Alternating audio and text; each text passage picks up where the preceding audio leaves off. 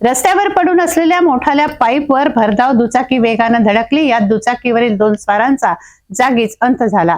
ही धक्कादायक घटना नागपूर शहरात घडली आहे। पोलिसांनी या प्रकरणात कंत्राटदाराविरुद्ध गुन्हे दाखल केले आहेत। नागपूर शहरात रस्त्यावर पडून असलेल्या पाईपवर दुचाकी भिडल्याने भीषण अपघात घडला। या अपघातात मात्र दुचाकीवर जाणाऱ्या दोघांचा करुण अंत झालाय। ही धक्कादायक घटना नागपूर शहरातील यशोधरा पोलीस स्टेशन हद्दीत घडली आहे। अस्ताव्यस्त मनमर्जीपणाने रस्त्यावर ठेवलेल्या पाईपला दुचाकीने जोरदार धडक दिली। या घटनेची माहिती मिळताच नागपूर वरिष्ठ पोलीस अधिकारीसह यशोधरा नगर पोलीस निरीक्षक रमेश खुणे यांनी धाव घेतली। या घटनेचा पोलिसांनी पंचनामा करून दोघांना रुग्णालयात दाखल केले असता डॉक्टरांनी दोघांनाही मृत घोषित केले। यशोधरा नगर पोलीस ठाण्याचे वरिष्ठ पोलीस निरीक्षक रमेश खुणे यांनी 13 डिसेंबरला दुपारी 5:30 वाजता दिलेल्या माहितीनुसार रस्त्यावर ठेवलेल्या पाईपलाईनला दुचाकीची जोरदार धडक लागल्याने 2 मित्रांचा जागीच मृत्यू झालाय।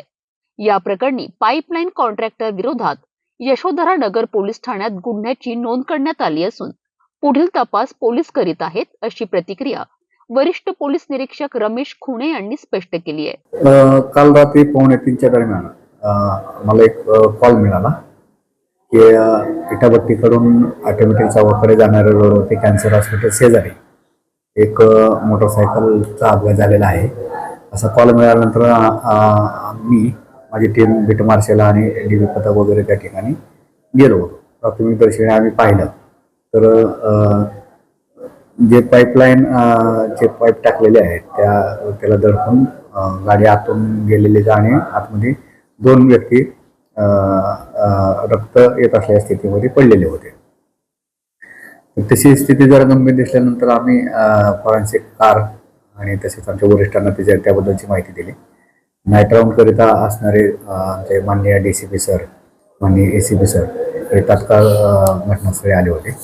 आम्ही प्रथमदर्शनी आम्हाला ते घातपात असल्याचं निदर्शनास येत होतं, परंतु त्याबद्दलचे काही क्लू वगैरे तिथे मिळून न आल्यामुळं आम्ही बाकी अँगलने चेक केला असता ते मोटरसायकलवरून डायरेक्ट पाण्याच्या त्या लोखंडी पाण्याच्या पाईपमध्ये मोटरसायकलसह गेल्याचं तिथं दिसत होतं, कारण ते तिच्या मोटरसायकलचे स्केटिंगचे आणि ह्याचे तिथं अवशेष आतमध्ये होते।